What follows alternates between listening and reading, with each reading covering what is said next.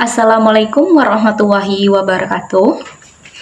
Perkenalkan, nama saya Jihan Fitriani dari Prodi Sastra Indonesia angkatan 2022 dengan NIM A1J222051. Di sini saya akan menjelaskan tentang kelebihan-kelebihan dan kekurangan yang ada pada masing-masing teori, yaitu antara lain teori Ferdinand de Saussure, teori deskriptif, teori Sapir-Whorf, dan teori fungsional dalam linguistik sebagai tugas mid semester saya dalam mata kuliah mazhab linguistik dengan dosen pengampu Ibu Afrilia Kartika M. Hum, di mana setiap teori-teori tersebut kan mulai dari teori Ferdinand de Saussure sampai teori fungsional tentu memiliki kekurangan dan kelebihannya. Yang pertama, kelebihan dari teori Ferdinand de Saussure yaitu untuk memperoleh data kebahasaan, Ferdinand de Saussure selalu melakukan pengumpulan data terlebih dahulu dari informan-informan, sehingga data yang digunakannya berdasarkan fakta yang dapat dipertanggungjawabkan kebenarannya. Dalam teori Ferdinand de Saussure, kegramatikalannya berdasarkan kriteria umum.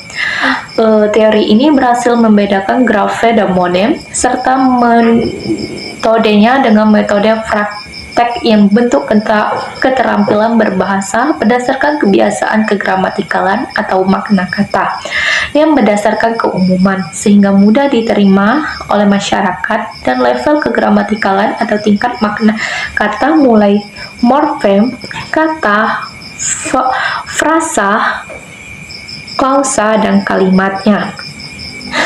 Di dalam teori Ferdinand de Saussure, kelemahannya pun juga ada, yaitu dalam teori Ferdinand de Saussure kelemahannya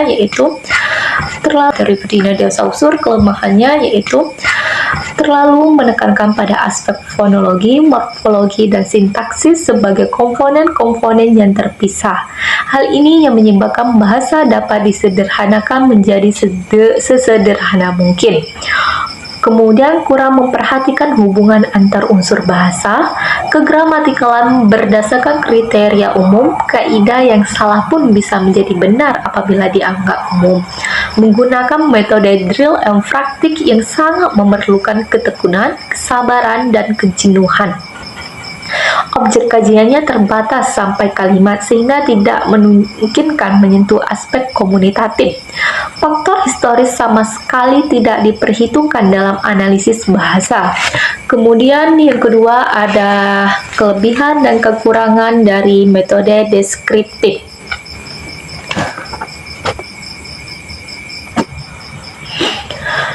Kelebihan dari teori deskriptif yaitu teori-teori yang dibuat telah membuat linguistik struktural sebagai ilmu yang sangat ampuh.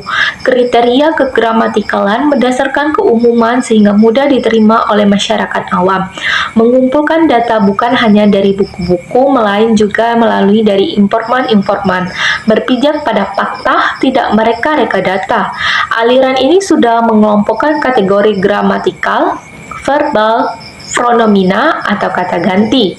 Metode drill and praktik membentuk keterampilan berbahasa berdasarkan kebiasaan.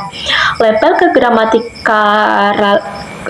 kegramatikalan mulai rapi dari morfem, kata, frase, klausa, dan kalimat.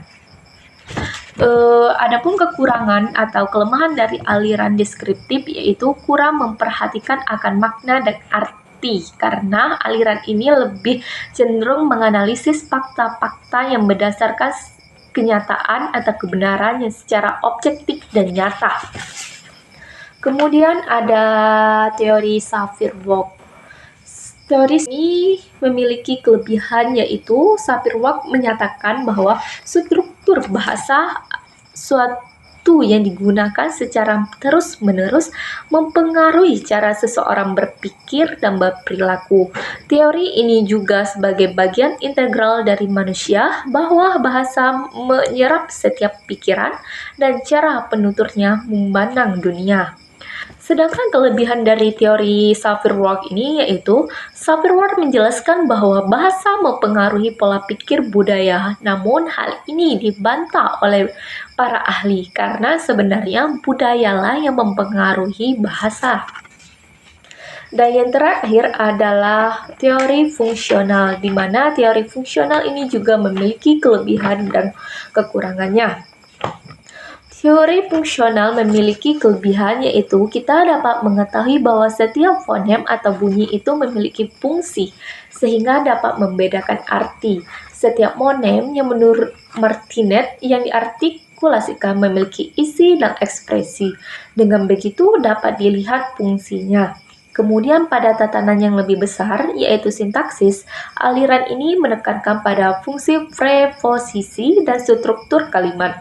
Maksudnya, unsur linguistik dalam sebuah kalimat dapat dijelaskan dengan merujuk pada fungsi sehingga ditemukan pemahaman yang logis dan utuh. Kemudian, dari kelebihan teori fungsional tadi ditemu juga kekurangan atau kelemahan dari teori fungsional itu sendiri. Kelemahan dari teori fungsional yaitu gagasan fungsional tidak menyentuh secara mendalam komponen fungsional untuk menentukan makna dalam penelitian bahasa, seperti tataran sintaksis hanya menyebutkan adanya fungsi dalam setiap struktur bahasa, namun tidak menjelaskan terminologi apa saja yang tercangkup di dalamnya. Kelemahan fungsional juga tidak mampu menguraikan fungsi unsur linguistik lebih rinci. Gagasan aliran ini tidak menjelaskan komponen apa saja yang tercakup dalam aspek fungsional pada kalimat. Sebagaimana kita ketahui ada fungsi lain dalam kalimat, yaitu fungsi semantis dan fungsi paramaktis. Mungkin hanya itulah yang dapat saya jelaskan tentang kekurangan-kekurangan ataupun kelebihan-kelebihan dari teori-teori Ferdinand de Saussure, teori deskriptif, teori Sapir-Whorf, dan teori fungsional. Dan saya mohon maaf jika ada salah kata dan jika kurang puas dengan penjelasan saya minta maaf. Dan saya akhiri, wassalamualaikum warahmatullahi wabarakatuh.